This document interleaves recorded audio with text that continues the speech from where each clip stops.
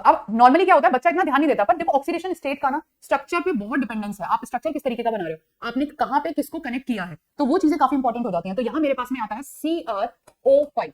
मैंने स्ट्रक्चर नहीं बनाया, मैंने इसको डायरेक्ट कलेक्ट कर कैलकुलेट कर दिया। तो x is equal to 5 into -2 is equal to 0। तो x तो मेरे पास में 10 आ गया। पर क्रोमियम की ऑक्सीडेशन स्टेट, एक्चुअल में क्रोमियम की ऑक्सीडेशन स्टेट +6 से ज्यादा होती ही नहीं है।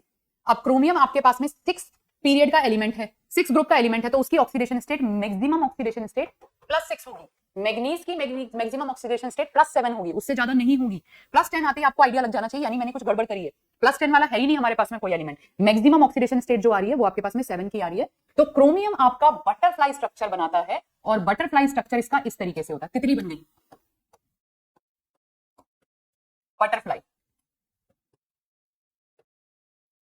ये आपका बटरफ्लाई है। तो यहाँ पे 2 पेरोक्साइड लिंकेज होते हैं। अब अगर आपके 2 पेरोक्साइड लिंकेज हैं तो इसकी -1 होगी, इसकी -1 होगी, इसकी -1 होगी, इसकी -1 होगी, और इसकी -2 होगी। टोटल सम कर दो, कितनी आ गई?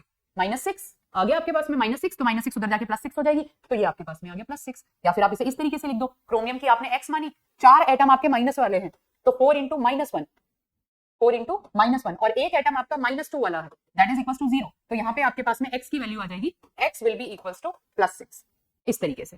तो इस स्ट्रक्चर को आप बटरफ्लाई स्ट्रक्चर कहते हैं, और इसमें आपके 2 पर ऑक्साइड लिंकेज होते हैं। तो ये आपको ध्यान रखना है। अगर टीजीटी का